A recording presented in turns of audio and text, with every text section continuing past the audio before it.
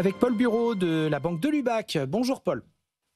Bonjour à tous. Alors, on a commencé à tirer le fil, je disais hier, ça faisait longtemps qu'on n'avait pas parlé crypto. Et c'est vrai qu'on a tendance un petit peu à oublier la chose parce qu'on est sur les marchés actions, sur les perspectives d'action monétaire, sur le shutdown américain, etc. On a vu des oscillations du dollar qui ont provoqué pas mal de mouvements sur l'or. Bon, il y a encore des arbitrages, mais on semble être reparti à la hausse. Et les cryptos dans tout ça, on est quand même en fin d'année, on peut voir ce qu'on peut faire vis-à-vis de la crypto quand on est épargnant, peut-être y investir ou peut-être se renforcer si on est déjà exposé, peut-être déjà regarder un petit peu ce que fait le Bitcoin et votre avis sur les évolutions récentes.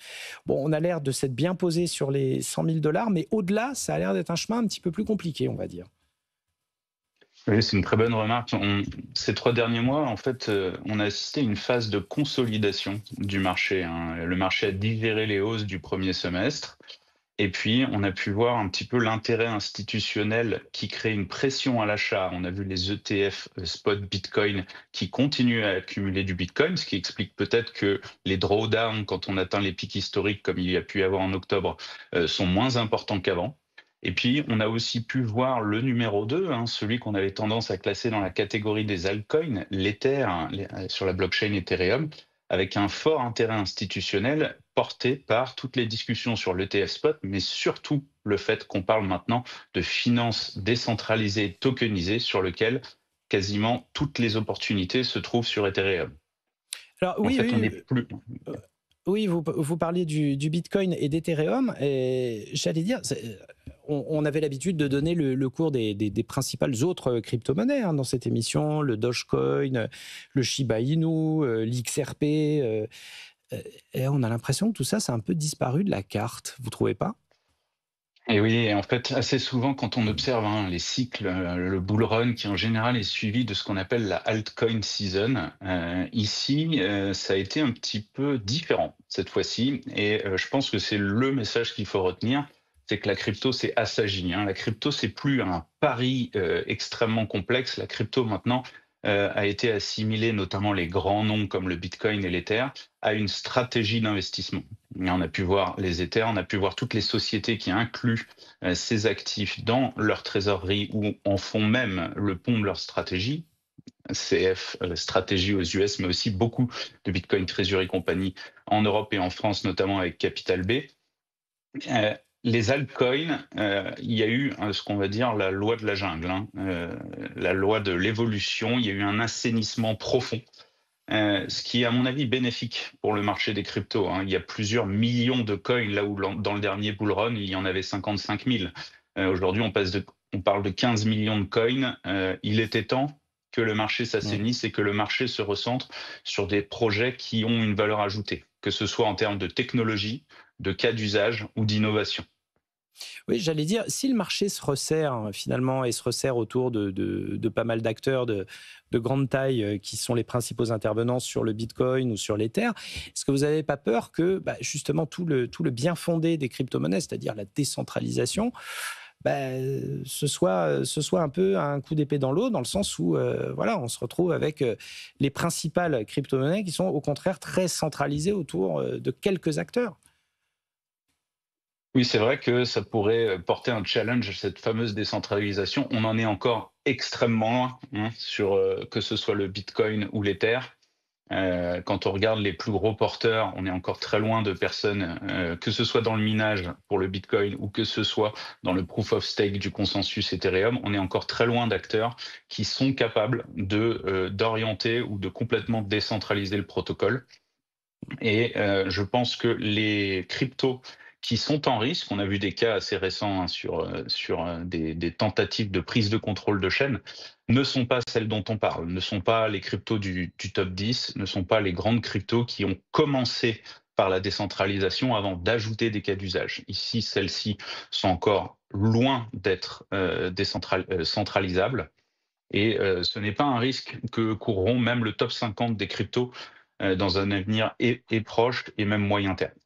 Alors évidemment, on parle de l'exposition aux cryptos au sein d'une épargne diversifiée dans cette émission. Mmh, Quand on voit quand même depuis quelques semaines, et ça a correspondu d'ailleurs à la forte correction à laquelle on a assisté autour du tout Bitcoin, à quand on fait. voit les BlackRock dégager quand même une sacrée masse de Bitcoin, ou alors certains détenteurs de Bitcoin, mais qui étaient détenteurs depuis, je sais pas, c'était des early adopters qui est d'une quinzaine d'années, qui se défont de leur grosse position en Bitcoin. Est-ce que c'est pas du côté de l'épargnant un petit coup de mou point de vue confiance?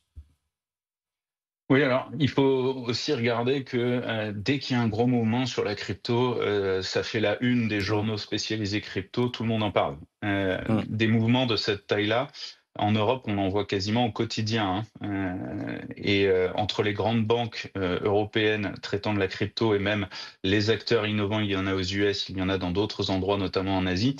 Ce type de flux est quasiment quotidien.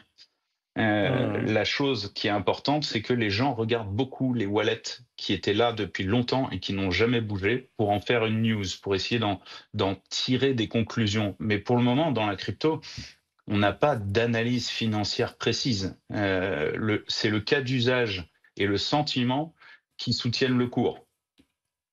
On l'a vu sur Ethereum, le Mmh. cours a triplé cette année comparé au début d'année. On a vu sur Bitcoin qui descend beaucoup moins qu'avant, hein. Avant, on avait une volatilité qui était titanesque.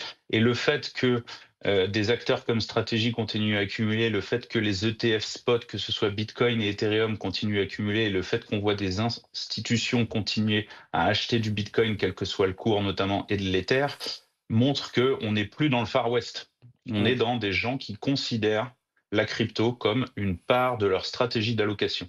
Et dans Ah, les banques mmh. européennes, on voit maintenant, dans les banques privées un peu crypto-natives, on voit une stratégie d'allocation entre 1 et 5 du portefeuille dans la crypto, dans les cryptos. C'est maintenant une part d'allocation qui a ses lettres de noblesse. Bon, du coup, ben, ça donne à réfléchir quand même quand on est investisseur, quand on se dit peut-être profiter des dynamiques de croissance de la crypto. Là, on arrive en fin d'année, on va peut-être arbitrer autour de notre portefeuille. Là, oui, vous nous parlez de 2-5%. Moi, je suis, mettons, investisseur particulier, je ne suis pas du tout encore investi en Bitcoin. Quel conseil pratique vous donneriez?